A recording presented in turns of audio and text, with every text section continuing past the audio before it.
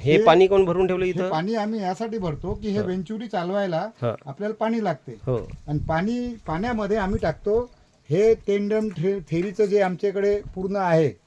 हे तुम्ही बनवलेलं आहे का? बनवलेलं आहे. दशपर्णी, NPK, मायकोरायझा, सल्फर हे सगळं बनवून इथं ठेवतो. अच्छा. आणि यामध्ये हे डिकम्पोजर, बरं, हे डिकम्पोजर हे 1,000 लिटरचे भरून ठेवलेले आहे पूर्ण. हे गौकृपा अमृत आहे. हा, हे अच्छा पूर्ण भरून ठेवलेलं आहे. अच्छा अच्छा. आणि याला आता एक आपल्याकडे मोटर असते. ही मोटर टाकली. ही कशाची आहे? हे डिकम्पोजर, हे डिकम्पोस्ट आहे. ओके. डिकम्पोज हे गोकृपा अमृत. हा, हे ही बरोबर. मोटर टाकली आतमध्ये. हे मोटर आहे पाईपलाईन. हा टाकली मोटर आतमध्ये, तिकडे टाकलं हा की पाणी तिकडे डायरेक्ट हा. तसा. आणि हे आमचे डिपा ठेवले. अच्छा यामध्ये काही टाक प्लेन आहेत आणि काही मध्ये तार टाकलेले तांब्याचा. अच्छा अच्छा असे हे टाक आम्ही इथं बनवून ठेवतो. अच्छा आणि हे डिस्टिल वॉटर. अच्छा. आणि इथे सोप ठेवलेली आहे, जे आम्ही सोप बनवतो त्यांच्या आपले चो जे आहेत त्यांच्या सिस्टमनुसार. आता हे निघणार नाही कारण की खूप पक्क झालं, बरोबर, काढलं नाही, गॅसमुळे झालं. हा, तर टिंकलर तिथे लावलं. हा, ते पहा इथे लिहून ठेवलं आमच्या माणसानं, हा. गो कृपा अमृत. हो. याला त्याला डिकम्पोजर येत नाही, तो आली म्हणते त्याला. आली लिहून द्या. अच्छा.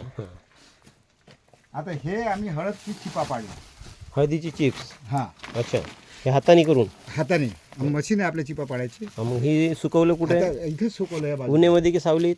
नाही, हे उन्हात सुकवलं. कारण की सावलीत त्याला सुकायला मग 15 दिवस 20 दिवस लागतात. हो, पण याला जनरली सावलीमध्ये एक शेड नेट मध्ये किंवा पॅक हाऊस मध्ये जर तुम्ही हे केलं तर फार, म्हणजे माझा अनुभव आहे. हा, म्हणजे त्याचं काच जास्त चांगलं होईल. हे आहेत आपले वंजारी साहेब बेल्यामध्ये. यांची शेती आहे, नैसर्गिक शेती करतात आणि खूप चांगली शेती आहे. त्यांनी मला आज आवर्जून बरेच दिवसापासून बोलवत होते की बाबा तुम्ही माझ्या शेतावर या, एकदा बघा. तर आज योग आला. आज 5 तारीख आहे, 5 एप्रिल. तर त्यांच्या शेतावर आलेलं आहे आणि ते पूर्ण आवडीनं हे सगळं सांगत आहे. हळदीचं सांगितलेलं आहे, हळदीत त्यांना काय काय कठीणाई आहे ते पण त्यांनी सांगितलेलं आहे. त्यानंतर त्यांनी हे जे बनवलेलं आहे हे सगळं त्यांचं हाऊस आहे. आणि इथे त्यांनी सगळे वेगवेगळ्या प्रकारचे 10 ऑर्गॅनिक पेस्टिसाईड बनवलेले आहे त्यांनी. पूर्ण म्हणजे दशपर्णीपासून सुरुवात झाली तर हे 10 वेगवेगळ्या प्रकारचे ऑर्गॅनिक पेस्टिसाईड त्यांनी बनवलेले आहेत. त्यानंतर इथं त्यांनी वेगळ्या पद्धतीने एक गोकृपा अमृत बनवलेलं आहे. हे पिकाला अत्यंत उपयोगी आहे आणि त्यांनी हे इतकी मोठी कॅन आहे हे भरून ठेवलेली आहे.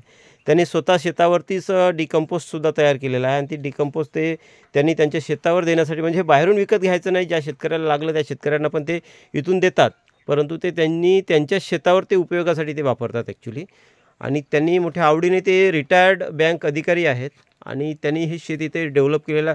हे डेव्हलप करायला जवळजवळ फक्त 5 ते 7 वर्ष झाले आणि खूप चांगल्या पद्धतीनं त्यांनी तयार केले. त्यांनी आता मला एक तोडून त्यांच्या शेतातली एक पपई पण दिलेली आहे. एकदम ऑर्गॅनिक पपई आहे. हे बघा, ही त्यांच्या जवळ आहे. किती नंबर आहे साहेब? 15 नंबर. 15 नंबरची पपई म्हणतात ते. हे पूर्ण फार्म आहे त्यांचं शेती. इथे नोटिंग करतो सगळं. पूर्ण ऑर्गॅनिक फार्मिंग आहे, म्हणजे नैसर्गिक फार्मिंग म्हणू आपण त्याला. थोडासा कचरा दिसेल तुम्हाला, पण ते सेंद्रिय शेतीचा मूल मंत्र आहे.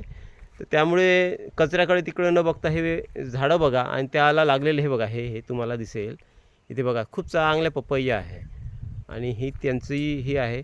अगदी ती जे दिसते तुम्हाला कंपनी, ती पूर्ती साखर कारखाना थोडा लांब आहे आणि ही थोडी कॅनलच्या बाजूनी ही शेती आहे त्यांची. शेड्यूल असं चालतं इथे आणि खूप चांगली शेती आहे. एक चांगले झाडं पण आहेत इथे पाहण्यासारखी. तुम्हाला कधी वेळ मिळाला तर या त्यांच्याकडे आणि तुम्ही बघा. आणि त्यांचा शेतीचा अनुभव खूप चांगला आहे. वेगवेगळे प्रयोग करतात ते शेतावरती. तर धन्यवाद.